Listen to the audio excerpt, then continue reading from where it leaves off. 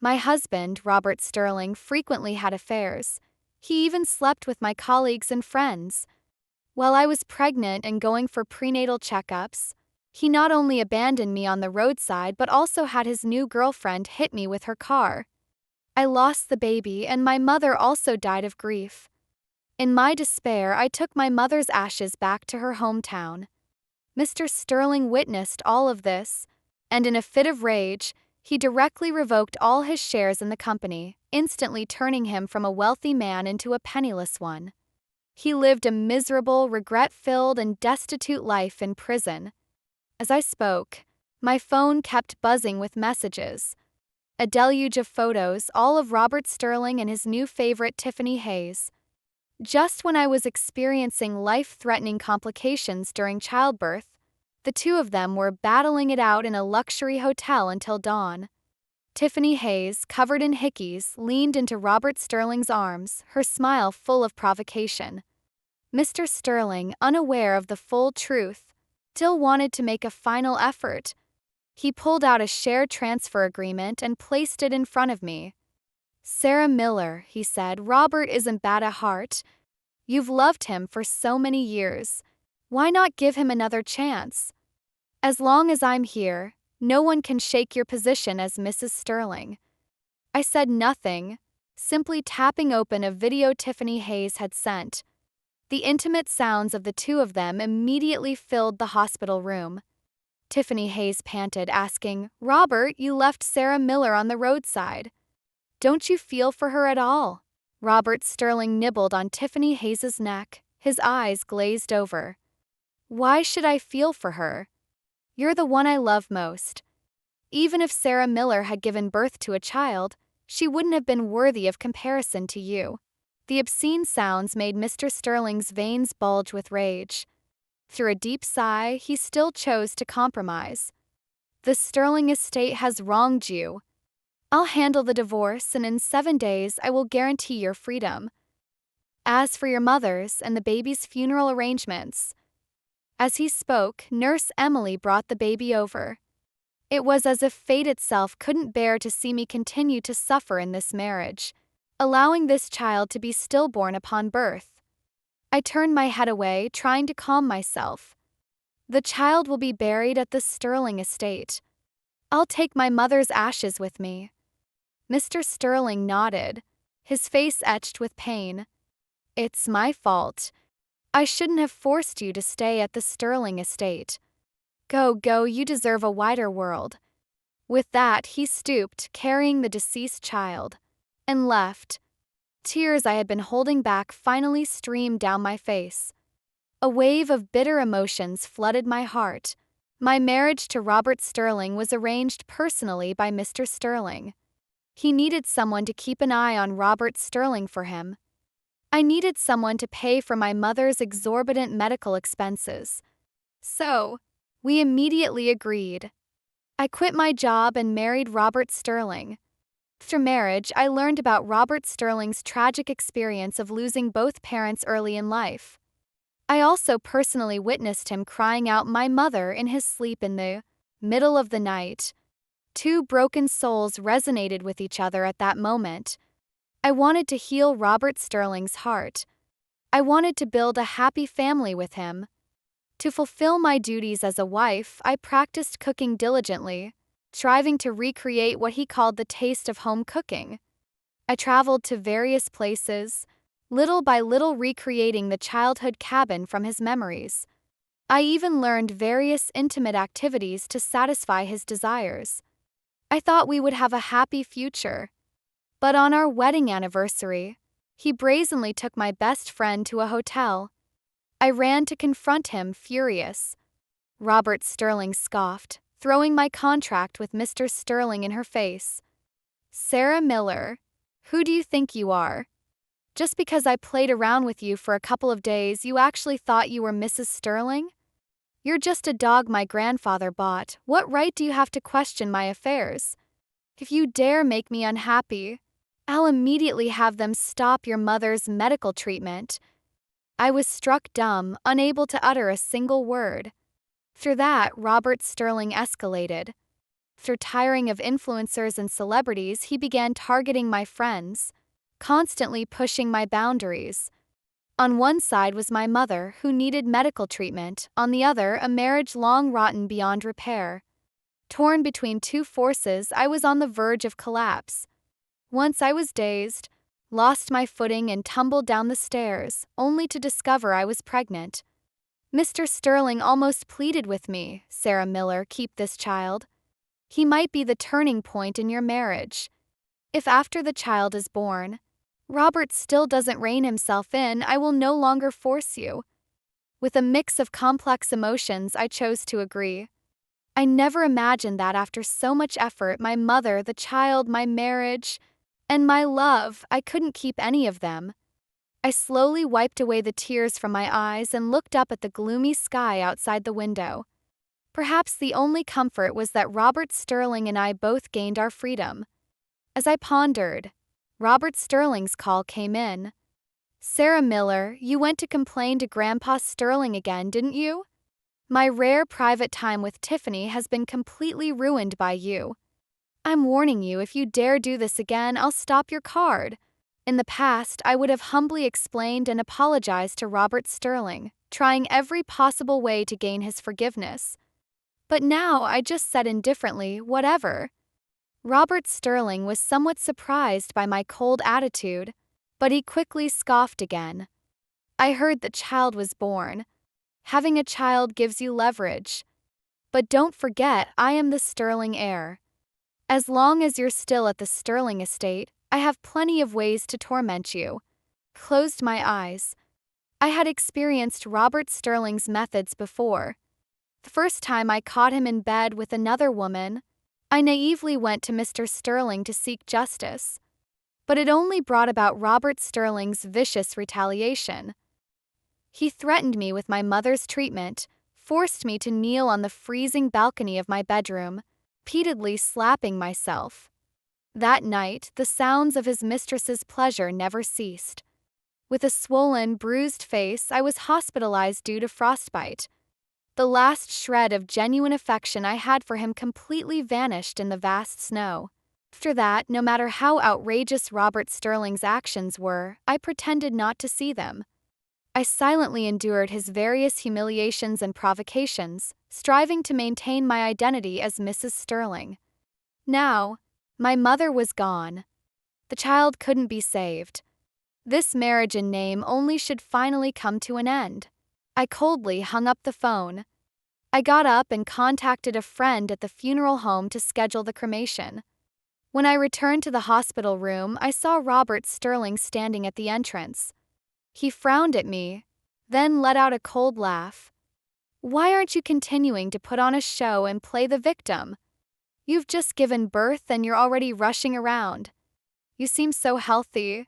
Looks like you don't need to do your postpartum recovery period. I plan to have Tiffany move into the mansion. She's young and delicate and she doesn't know how to do housework. You should get discharged and go back to be a housekeeper for us." Robert Sterling leaned closer to me, a malicious smile on his face. "Your expression of pain is the best aphrodisiac for me in bed." He stared intently at me, hoping to see my pained and heartbroken expression. But my expression was merely one of calm numbness. Finding it uninteresting, Robert Sterling then stopped Nurse Emily, who was nearby. "Where's the child? Boy or girl? Bring them over. Let me see." Nurse Emily looked flustered. I said helplessly, "Grandpa Sterling took the child." Robert Sterling was about to say more when his phone rang. As soon as he answered, his face instantly changed. Then he slapped me across the face. "Sarah Miller, what did you do to Tiffany? If anything comes to harm to her, I swear I won't let you off." Already weak, I lost my footing and stumbled directly into the handrail behind me. Nurse Emily rushed forward to support me. "Mr. Sterling, Mrs. Sterling has just given birth. You'll kill her like this." Robert Sterling acted as if he hadn't heard and swiftly left, his mind only on Tiffany Hayes. Nurse Emily looked at me, her face full of sympathy. My pale face showed no extra emotion, as if all my love, hate, and grievances had been worn down during 10 years of torment. After the examination, the doctor told me to rest and recuperate. I finally understood the reason for Robert Sterling's rage. The child had died, and Mr. Sterling, overwhelmed with grief and rage, had blacklisted Tiffany Hayes across the internet. Tiffany Hayes mistakenly thought I was retaliating and exaggeratedly complained to Robert. That's why Robert Sterling had laid hands on me. Not only that, Robert Sterling revoked my shareholder status in Sterling Group, letting Tiffany Hayes replace me. To appease her, he even purchased 20 stars and had them named after Tiffany. When she gave an interview, Tiffany Hayes smugly flaunted the diamond ring on her hand. I never consider myself a mistress.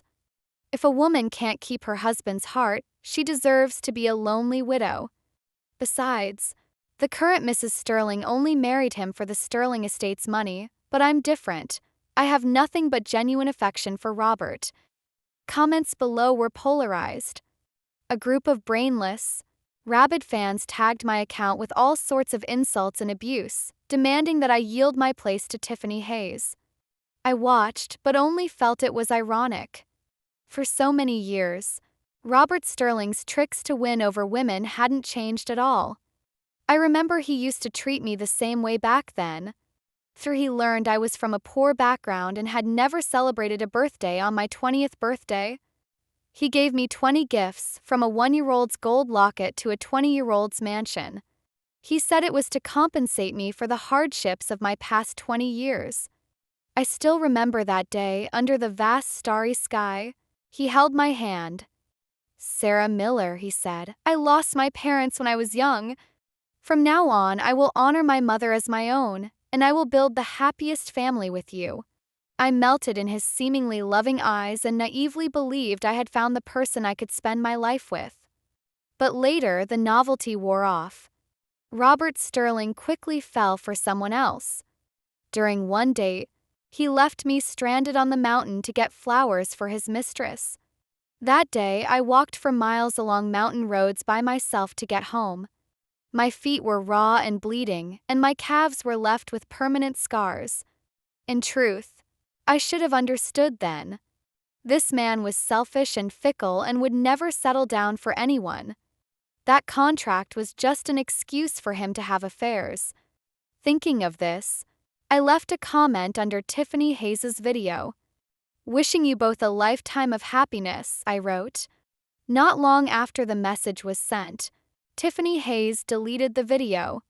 Immediately following was a furious call from Robert Sterling.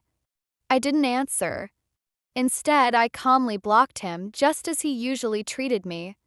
Then, I suddenly remembered it was my mother's cremation day. I explained the situation and arranged for an early discharge. The attending physician was worried and couldn't dissuade me, so she offered to accompany me. When the staff handed me the urn, I wasn't as devastated as I had imagined. I only felt that the shackles that had bound me for 10 years were finally broken at that moment. I sighed softly, said goodbye to the doctor, and returned alone to the Sterling estate to pack my belongings. As soon as I walked into the living room, I saw Robert Sterling and Tiffany Hayes sitting on the sofa. Seeing me return, Tiffany Hayes hastily pulled up the zipper of her dress. But her body, covered in hickeys, still exposed the intensity of their recent encounter. I felt no sadness, no anger. As if I'd seen nothing at all, I walked expressionlessly into the bedroom. When I came out, Tiffany Hayes had already left. Only Robert Sterling remained, sitting there drinking. Seeing me emerge, he slowly raised his head. The dim light on his face obscured his expression. "Sarah Miller, where were you today?" "None of your business." I didn't want to say more, but Robert Sterling suddenly smashed his wine glass. He strode up to me. "Don't pretend you're playing innocent. Don't think I don't know you were cheating with some young guy. Sarah Miller, you just couldn't stand the loneliness. Could you? Are you upset that I've been neglecting you lately? If so, then I'll give you what you want." Saying that, Robert Sterling roughly tore at my clothes and pulled my hand towards the bed. I was startled by his actions and struggled fiercely, saying, "Robert Sterling, are you crazy? I've just given birth." Robert Sterling, who had already lost his mind, wouldn't listen to anything. He bit my shoulder. I pushed Robert Sterling away forcefully and slapped him. Enraged, Robert Sterling wouldn't back down either. He grabbed a wine glass from the table and hurled it. With a crash, a trickle of blood slowly ran down my forehead. Robert Sterling froze for a moment, then instinctively came to help me up. "Why didn't you dodge?" I staggered back a few steps, wanting to speak, but my body collapsed. I don't know how long passed, but Robert Sterling and Mr. Sterling's arguing voices woke me up. I then realized I was back in the hospital. Seeing me awake, Robert Sterling seemed to let out a sigh of relief. He looked at Mr. Sterling with displeasure. "This is the good wife you picked for me?" She ran off to meet some young guy even before her postpartum recovery period was over. Mr. Sterling trembled with rage. "What date? Do you even know what Sarah Miller was doing yesterday?"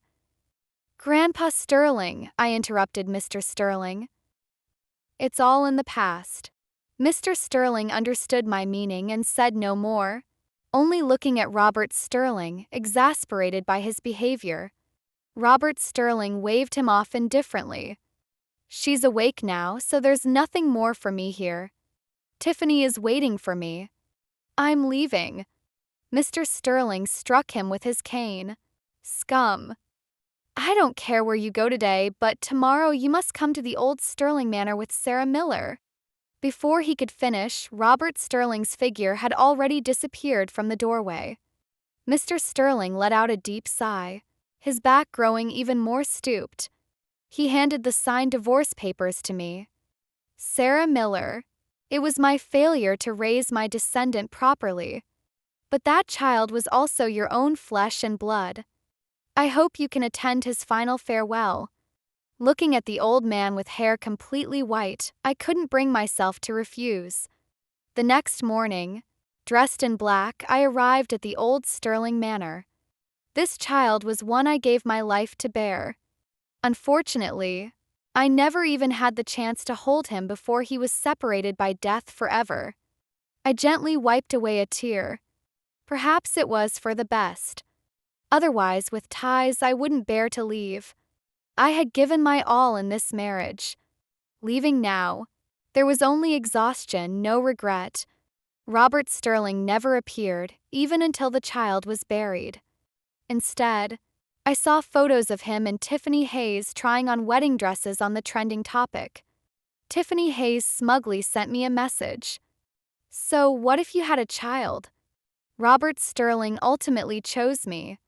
"Oh, and by the way, did you think Robert Sterling was taking care of you while you were unconscious?" Actually, he was with me the whole time. We explored new positions in the hospital bed next door to yours. In the video, my pale and drawn appearance formed a stark contrast with Tiffany Hayes, who was radiant and flushed. I didn't reply, silently forwarding all messages and videos to Mr. Sterling. Then, I took off my wedding ring. Holding my mother's ashes, I whispered, "My mother, let's go home." Until night fell, Robert Sterling finally returned to the old Sterling Manor, reeking of alcohol. As soon as he pushed open the door, he was startled by the sight of wreaths everywhere. "Who died? Is it Sarah Miller's my mother?" Till shaken, he looked frantic. "Why didn't you tell me about such a big event earlier? Where is Sarah Miller? She must be very sad right now. I should go comfort her." An exasperated Mr. Sterling took the divorce papers and smashed them directly onto Robert's face. "Sarah Miller has already left with her mother's ashes. Today is your son's 7th-day memorial." Mr. Sterling's emotions, which he had suppressed until now, finally erupted. He pointed at Robert Sterling and angrily said, "Your mistress drove into Sarah, causing premature labor. The baby missed the critical window for resuscitation and suffocated in Sarah's womb. Her mother also died suddenly from the shock. Robert Sterling, all of this is your evil deeds. Robert Sterling stood frozen in disbelief. He looked around, then scoffed, tearing the divorce papers in his hand to shreds. Grandpa Sterling, you're so old, stop putting on a show with Sarah Miller. I don't believe she'll divorce me. How could she give up the Sterling family's power and wealth? Robert Sterling kicked over the wreaths beside him. Why are you putting these things in the house for no reason? Don't you think it's unlucky? You're just mad that I haven't been coming home to see the child, aren't you? Well, I'm back now. Where's the child? Bring them over, let me see. Have you named them? Do they look more like me or Sarah Miller? Robert Sterling hummed a tune as he looked around. But all the staff at the Sterling estate had their heads bowed, their faces filled with sorrow. Not one of them responded to him. Seeing this, a flicker of unease crossed Robert Sterling's mind. He searched through the mansion. Through searching everywhere in vain, his tone became somewhat unnatural. Where did you hide my child? Grandpa Sterling, I know what I did last time was a bit excessive. I shouldn't have laid hands on Sarah Miller. But the child has been born, so she can't divorce me, can she? Just tell me where she is. I'll go apologize and appease her. Robert Sterling didn't take Sarah Miller's anger and grievances to heart. He knew Sarah Miller couldn't leave him. No matter how outrageous his actions were, for the sake of my mother, Sarah Miller would have to swallow all her grievances alone. Moreover, now they had a child. Sarah Miller had another tie. Robert Sterling didn't believe she would divorce him, nor that she would leave. Mr. Sterling picked up his cane and struck Robert Sterling hard. You scum! How could the Sterling estate raise such a disgrace like you? You don't want a good woman like Sarah Miller, but you treat an internet celebrity socialite like a treasure. Robert Sterling casually curled his lip. He simply crossed his legs and sat down on the sofa. You saw that trending topic, so you're all teaming up to put on a show, right? Grandpa Sterling, those women and I were just casual flings. Sarah Miller is the most important woman in my heart. I never thought of letting any woman replace her. If you don't believe me, I'll prove it to you right now. Saying that, Robert Sterling called Tiffany Hayes. Do you like the wedding dress? I've already bought it for you. You're not young anymore. Go find a decent man and settle down. Don't ever appear before me again. Without waiting for a response, Ethan had expertly blocked Tiffany. Then he spread his hands, smiling at Grandpa William. Are you satisfied now? All right, let Sarah and the child come home with me. The most. I'll promise her I'll be home with her and the child on Mondays, Wednesdays, and Fridays, and go out on Tuesdays, Thursdays, and Saturdays. Grandpa William was furious at Ethan's flippant demeanor. He resolved to teach this worthless grandson a lesson. But just as he raised his cane, he felt a wave of dizziness. Days of blows and exhaustion had completely broken the elderly man. He clutched his chest and fell straight down. Ethan's face changed drastically, and he immediately rushed Grandpa William to the hospital. The entire Song household was thrown into chaos. After a night of emergency treatment, his life was finally out of danger. However, he had fallen into a coma, with no indication of when he might wake up.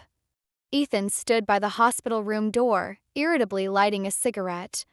Dr. Michael, standing nearby, quickly stepped forward to stop him. Ethan, however, directly grabbed his collar.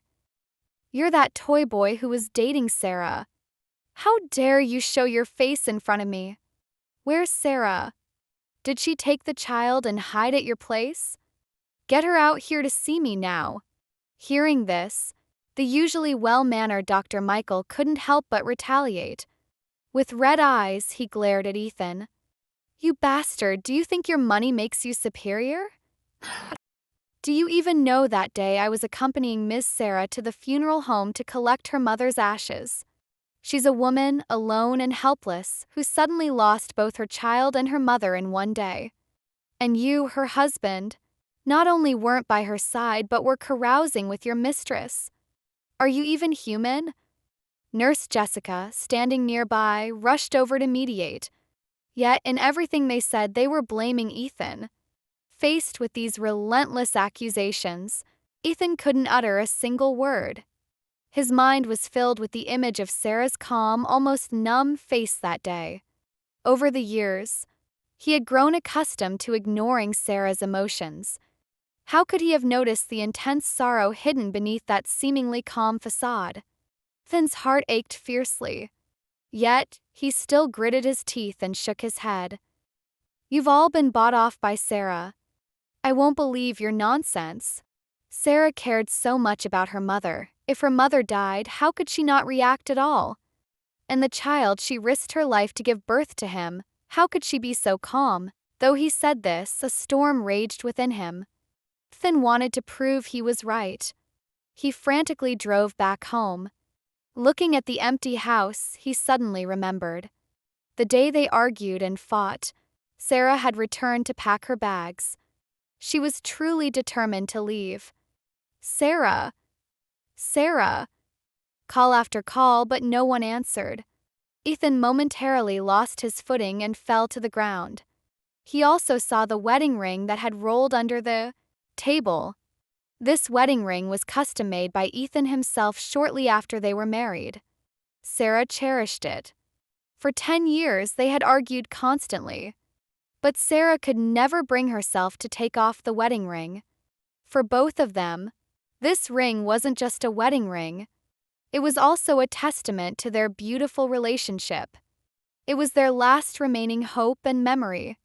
Now, however, the ring lay discarded in a forgotten corner, and Sarah was nowhere to be found. Ethan's heart slowly sank, plummeting to rock bottom. He stared blankly at the familiar surroundings, yet everything felt so strange.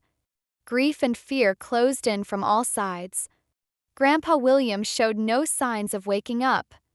All matters, big and small, the company could only be handled by Ethan. But Ethan's heart was entirely with Sarah. In the past, Grandpa William managed the company affairs. Sarah took care of everything at home. Ethan had no worries, spending his days carousing carefree. Yet, overnight, the two most important people in his life, the entire foundation of his existence, had all left. Ethan couldn't bear the weight of such a large company. Nor could he bear the weight of a home already broken. Helpless, Ethan chose to escape. Every day, he drank himself senseless, clutching Sarah's photo, weeping bitterly. That night, Ethan was once again drinking heavily at home. The room door opened and a graceful figure entered, gently embracing Ethan. Smelling the familiar scent, Ethan's long-dormant heart began to pound wildly. He held the person tightly in his arms, constantly pouring out his longing and love. Sarah, you're finally back. You don't know how much I've missed you all this time. Grandpa William is very ill, and the company matters are suffocating me. And when I come home, I don't see you. I truly don't know what to do. Please don't leave me again, okay? I'll change everything. I'll never fool around again. I'll stay by your side and we'll have another lovely child, and the three of us will live happily. Drunk and blurry-eyed, Ethan spent the night entangled with the woman. It wasn't until the morning sun streamed into the room that he saw clearly. The person from last night was Tiffany. Tiffany leaned against Ethan, soft and boneless. Her voice sweet and delicate, she said, "Ethan, I heard everything you said last night. Sarah, that woman isn't worth your love. How about I stay by your side from now on? I won't be useless like her. I'll definitely give you a healthy and lovely child." This time, Ethan did not succumb to Tiffany's tenderness. He kicked Tiffany off the bed. With a cold expression, he got up and dressed. "Tiffany, what we had was just a fling. The only person I've ever loved from beginning to end is Sarah. Being with you was just to spite her. From now on, I'm going to turn over a new leaf. If you ever dare to interfere with our relationship again, I won't let you off." He threw a check in Tiffany's face. Then he threw on his jacket and left. Just last night, Ethan had finally understood. He could lose everything in this world, but he couldn't lose Sarah. No matter what, he had to get Sarah back. After much wandering, I finally returned to my long-abandoned hometown. Everything here was as it used to be. Time seemed to have pressed the pause button. Even after so many years away, it was exactly as I remembered my hometown. Aunt Susan was both surprised and delighted to see me. She enthusiastically helped me tidy up the old house. When you got into Harvard back then, all of us were so happy for you. Looking at you now, you must have made a name for yourself in the big city, right? Her sacrifices weren't in vain. Looking at Aunt Susan's kind face, I lowered my head awkwardly. I was the first student from this small town to get into a prestigious university. Back then, everyone, including myself, believed I would definitely have a brilliant future. I would ensure my mother had a good life, and I would have a happy family. But fate is fickle. At life's crossroads, I chose to marry Ethan. For this, I sacrificed 10 years of my youth and 2 lives. Aunt Susan and I chatted for a while, and I briefly recounted what had happened. Upon hearing the news of my mother's passing, her face showed sadness. I too couldn't help but shed tears. I always feel like I was responsible for my mother's death. If I had noticed her decline sooner, if I had hidden the news of the child's death, if I hadn't married Ethan but instead earned money for her medical expenses with my own hands, none of this would have happened. Aunt Susan patted my shoulder and pulled me into a hug. Actually, your mom called me many years ago. She knew you weren't happy after you got married, and she cried to me, saying she was sorry for you, saying she had dragged you down. Sarah, you've grown up. Aunt Susan doesn't have much advice for you, but no mother doesn't love her child.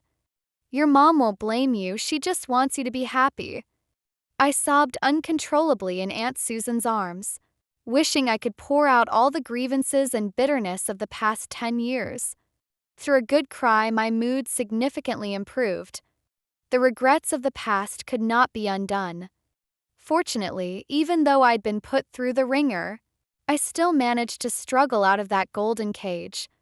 I didn't continue to sink into endless despair.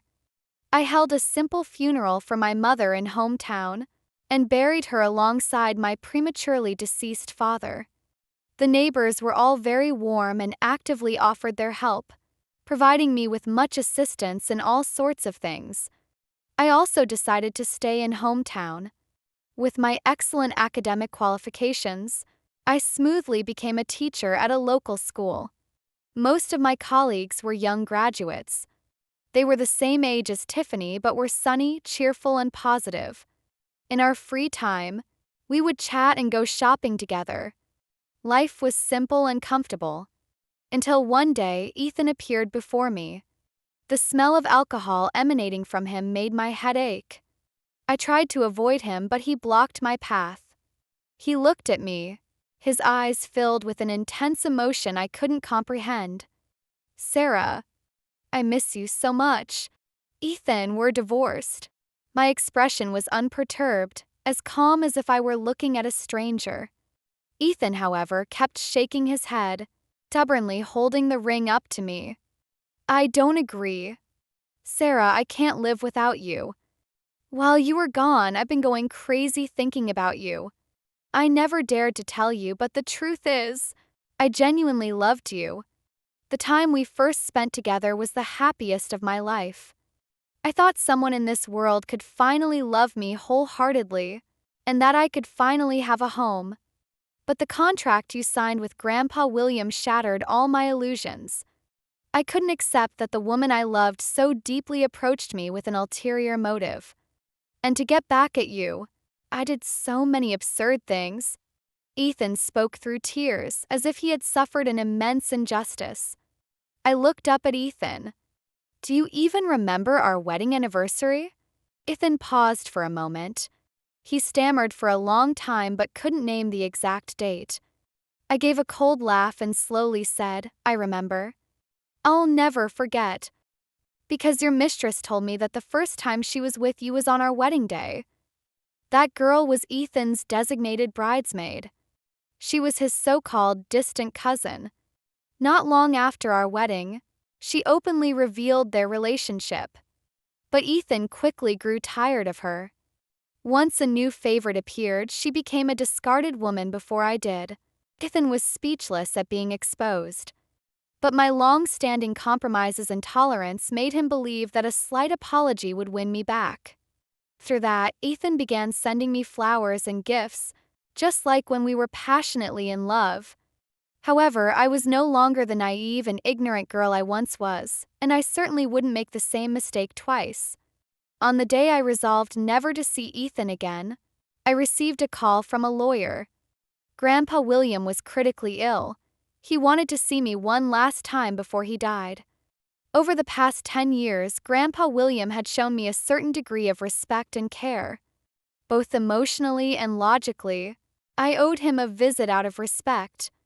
I set aside my grievances with Ethan for a moment and rushed back to the Song household that night. Grandpa William, on his sickbed, was already experiencing a final surge of energy. His aged face was filled with worry. "Sarah, I'm sorry for what I did to you. The Song household wronged you. When I married Ethan, I was young and naive. But Grandpa William, who had fought in the business world for half his life, couldn't have failed to understand the unfairness of that contract. He severed other possibilities in my life, enticing me to sign that contract, burying my lifelong happiness in this golden cage." I paused for a moment. "I don't blame you. I made that choice willingly at the time. I don't blame anyone. Ethan was a spoiled child by me. Whatever fate befalls him later, he brought it upon himself. I dare not hope you'll return to him, but I only ask that you give him a helping hand when he's down on his luck." The lawyer standing nearby presented a contract. Grandpa William intended to transfer most of his shares and assets into my name. He even planned to entrust the company to my management. All that would be left for Ethan was a villa and a small number of shares. I chuckled softly and shook my head. "Grandpa William, this responsibility is too great. I cannot bear such a burden. More importantly, I have already spent 10 years of my life on Ethan. For the rest of my days, I only wish to live for myself and never be involved with him again." Grandpa William truly loved this grandson dearly. Even on his deathbed, he was still thinking of paving the way for him, even if it meant sacrificing others' lives. But the woman I am now will not succumb to Ethan's sweet talk, nor be swayed by Grandpa William's manipulation. I have fully understood that the gift of fate comes with a hidden price. Seeing my resolve, Grandpa William coughed violently. Ethan's emotions were also agitated. He looked at me with red eyes, wanting to speak, but Grandpa William waved his hand to silence him. I bowed to him and didn't wish to stay longer. As I reached the door, I heard Grandpa William's helpless and heartbroken reprimand. "Give up hope. The Song household's vast fortune won't bring her back. Ethan, you are deeply mistaken." Immediately after, a flatline alarm blared. This elderly man, who had dedicated his life, ended his days filled with regret. I asked Dr. Michael to send a wreath for Grandpa William. This finally put an end to the long-standing grievances between me and the Song household. As I reached the corner, Ethan caught up to me. On the bustling roadside, he knelt before me. "Sarah, Grandpa William is dead. I only have you. I know I was wrong. I'm willing to change. What do I have to do for you to come back to me?" It was clear that this confession and apology were sincere. But I had heard such promises too many times, over the past 10 years. I looked at the children running along the street. I watched the elderly woman wiping sweat from the children. Through a long silence, I slowly spoke. "Unless time could reverse and the dead could return."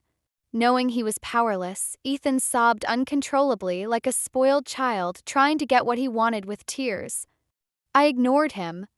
Instead, amidst his sorrowful sobs, I hailed a taxi.